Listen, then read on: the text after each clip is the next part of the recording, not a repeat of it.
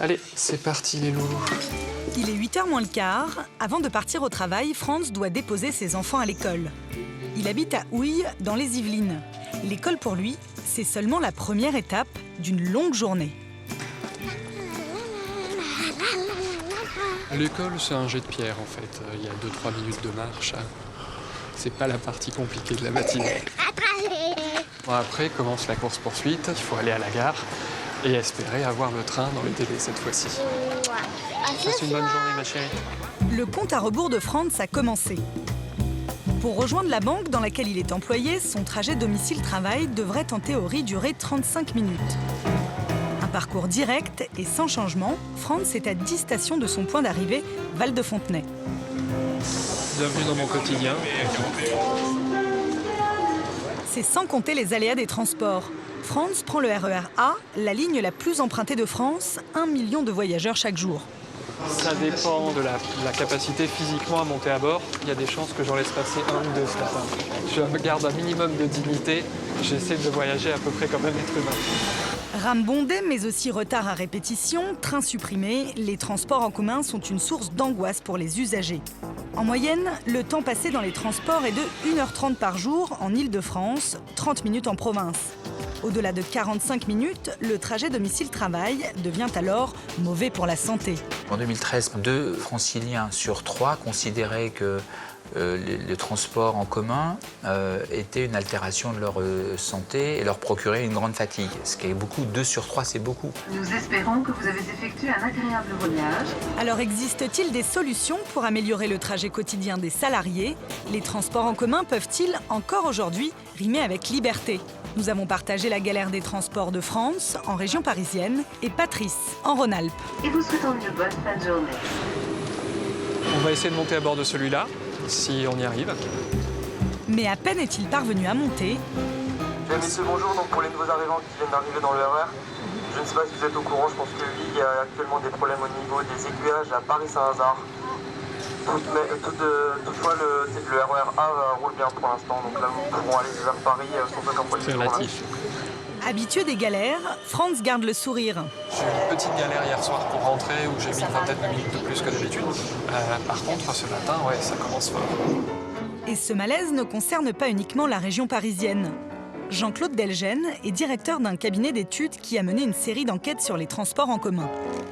Au niveau national, dans les grandes villes, c'est l'engorgement, soit au niveau routier, soit c'est un retard au niveau des équipements collectifs qui font que ce n'est pas simple aujourd'hui pour les salariés d'être à proximité de leur travail. Du fait de la cherté des loyers ou de l'impossibilité d'accéder même à la propriété en centre-ville, de plus en plus de salariés sont obligés d'aller vivre en périphérie des grands centres urbains. Tous les jours, ils font des dizaines et des dizaines de kilomètres pour rejoindre leur travail ou pour rentrer le soir chez eux. Il est 7h moins le quart, dans la campagne au nord de l'Isère. Patrice quitte sa maison. Pour rejoindre son travail à une 50aine de kilomètres de chez lui, à Lyon, il prend la voiture, puis le train. Durée totale du trajet, 1h10. S'il met autant de temps, ce n'est pas seulement à cause de la distance à parcourir, mais aussi à cause des retards quotidiens de son train. La ponctualité des trains sur la ligne est de 80% à peu près. J'ai donc 2 trains en retard par semaine. Et on a grosso modo un train tous les 15 jours supprimé. Patrice est président de l'association dauphinoise des usagers du train. Il emprunte quotidiennement cette ligne malade, Lyon-Chambéry. À la gare, premier réflexe de Patrice, consulter son téléphone. Il est annoncé à l'heure sans problème. On est informé, mais malheureusement on sait rarement quelle est la cause. Souvent on sait qu'il y a un retard, mais on ne sait pas de combien de temps. Nous on a besoin de pouvoir nous organiser, et pour ça il faut qu'on sache si le retard va être de 10 minutes, un quart d'heure, ou si c'est un retard d'1 heure. Allez, on va essayer de trouver une place. Le train lui coûte 64 € par mois. Il voudrait une prestation irréprochable, mais la ligne qu'il emprunte est la plus fréquentée de la région. C'est donc sans surprise que Patrice passera lui aussi le trajet debout. Quand j'ai commencé à prendre le train en 95, on était beaucoup moins nombreux. C'était plus facile de trouver des places. On considère quand même qu'on paye un transport pour être assis. Même si la SNCF considère aujourd'hui qu'on paye pour être transporté et pas pour être assis. Patrice et Franz ont la chance d'avoir des horaires relativement flexibles et des patrons compréhensifs. Mais la galère des transports peut aussi se transformer en cauchemar pour le salarié qui peut être licencié. Nous avons rencontré David Metaxas, il est avocat à la Cour de Lyon. La SNCF a plusieurs obligations. Celle de transporter les usagers en toute sécurité et puis aussi de façon ponctuelle. C'est pas qu'un détail. Quand vous prenez un billet de train, vous le prenez pour arriver à tel endroit, à telle heure. Et si cette qualité n'est pas remplie par la prestation de service, alors il y a une faute. Mais la responsabilité du salarié vis-à-vis de son employeur, c'est bien d'arriver à l'heure. Lorsqu'un magasin, lorsqu'un petit commerce ouvre à 9h, c'est pas 9h01. Et il faut que le salarié soit présent. Et si le salarié n'est pas là, ça peut être considéré comme une faute professionnelle. Et le salarié, malheureusement, ne peut pas faire grand-chose. Et il a le droit de déménager. C'est terrible de dire ça, mais c'est vrai. C'est bien souvent ce que va lui dire l'employeur. Ce matin-là, Bonjour, merci, merci, merci. Patrice n'aura pas eu de retard. Mais à quel prix?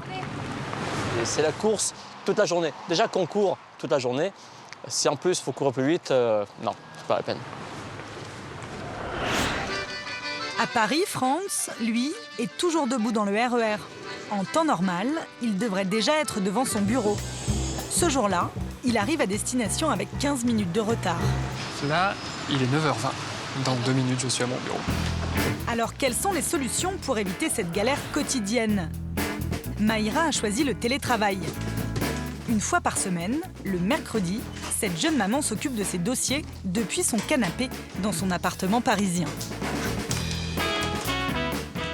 Donc là, je sors mon ordinateur, tout ce dont je vais avoir besoin pour travailler, donc mon agenda, les dossiers sur lesquels j'étais avant de partir du bureau hier. Ça change quoi? Ça change que là, j'ai mon thé qui est prêt.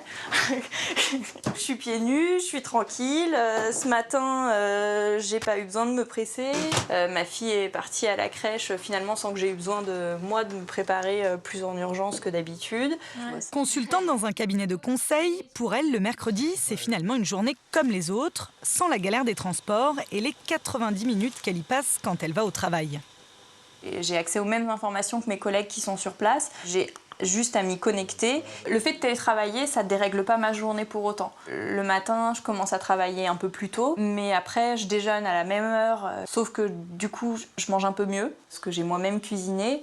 Et puis le soir, j'arrête de travailler, si possible, un peu plus tôt, pour finalement que le temps que j'aurais consacré dans les transports, je puisse le consacrer à ma fille.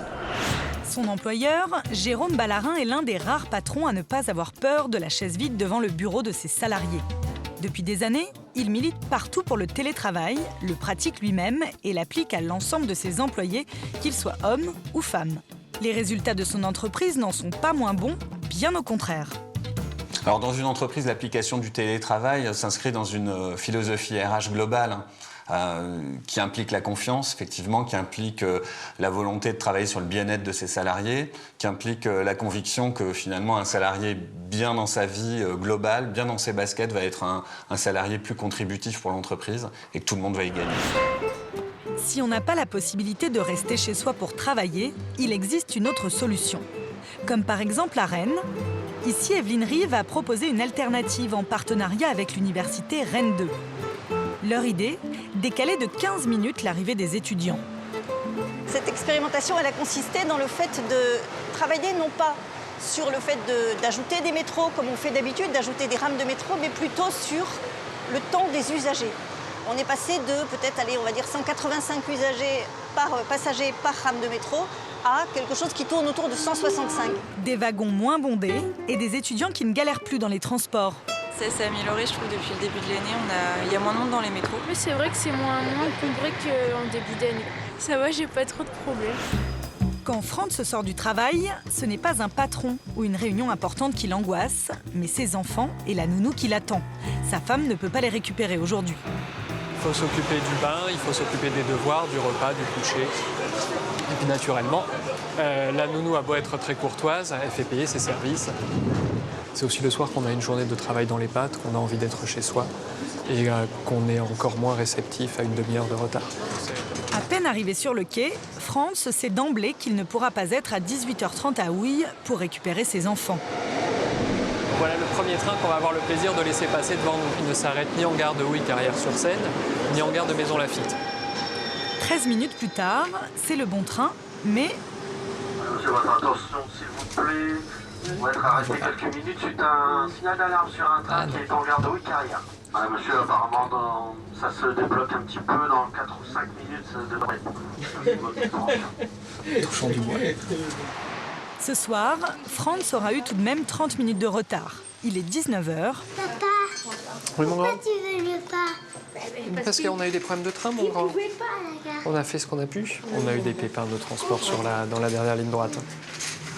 Déménager pour éviter la galère des transports, Franz ne l'exclut pas. Il fera aussi attention au choix de la gare. Il ne s'agit pas seulement d'en être proche, il faut également veiller à ce qu'elle soit bien desservie.